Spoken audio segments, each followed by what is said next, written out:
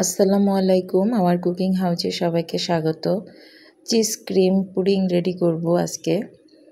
তো প্রথমেই ফ্রাই প্যানে আমি চিনি দিয়ে দিলাম। এখানে 1 কাপ পরিমাণ চিনি দিয়েছি এবং অল্প একটু পানি দিয়েছি ক্যারামেল তৈরি করার জন্য। তো পানি এবং চিনিটা মেল্ট হয়ে গেলে এরকম একটা কালার চলে আসছে। তো আরেকটু কালার চলে আসার পরেই আমি চুলাটা বন্ধ করে দিয়েছি। চুলাটা বন্ধ করে নাড়াচাড়া করতে করতে এরকম ডার্ক কালার চলে আসে। এই অবস্থায় যদি চুলা জ্বালিয়ে রাখেন তাহলে কিন্তু ক্যারামেলটা বেশি তেতো হয়ে যাবে। তো এভাবে ক্যারামেলটা তৈরি করবেন। চুলাটা বন্ধ করে লাস্টের কালারটা নিয়ে আসবেন, ক্যারামেলটা অনেক সুন্দর হবে।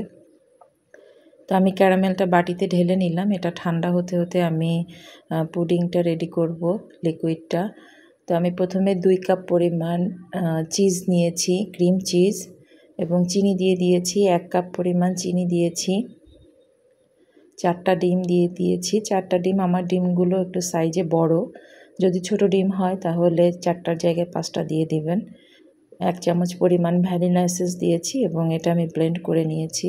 ব্লেন্ড করার সময় আমি গুঁড়ো দুধ দিয়েছিলাম, 2 টেবিল চামচ গুঁড়া দুধ এবং 1 চিমটি লবণ। আর পুডিংয়ের লিকুইডটা আমি এই যে ছাঁকনি দিয়ে ছেঁকে নিলাম, তাহলে দেখা যায় ভেতরে কোনো লাম্পস থাকলে সেটা বের হয়ে যায় এবং পুডিংয়ের স্ট্রাকচারটা খুব সুন্দর হয়। আগে থেকেই আমি স্টিমের জন্য পানিটা রেডি করে রেখেছিলাম। তো এই যে পুডিংয়ের বাটিটা সেট করে দিলাম। এখন আমি ঢাকনা দিয়ে এটা কুক করব। প্রায় 40 মিনিট সময় তো লেগেছে। মিডিয়াম হিটে আমি এটা রান্না করেছি।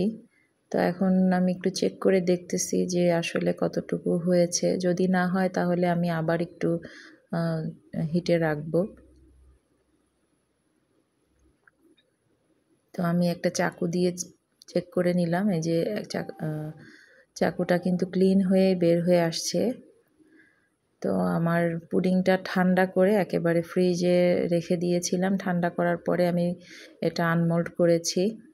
অনেক সুন্দর একটা কালার হয়েছে এবং পুডিংটার খেতেও অনেক অনেক মজার হয়েছে, যেটা আসলে আমি মুখে বলে বুঝাবো কিভাবে যদি না তৈরি করেন।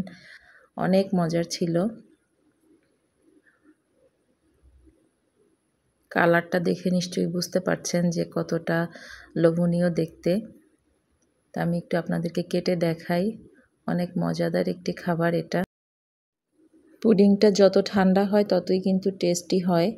ফ্রিজে রেখে ঠান্ডা করে খেলে অনেক বেশি মজা লাগে। আশা করি ভিডিওটি সবার ভালো লাগবে।